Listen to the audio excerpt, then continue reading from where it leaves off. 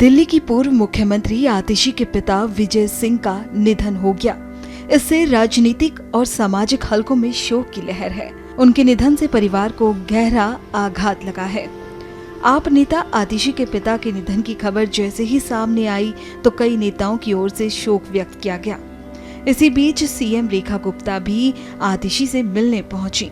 आप तस्वीरों में देख सकते हैं कि वो आतिशी को गले लगा रही हैं, उनको सांत्वना दे रही हैं।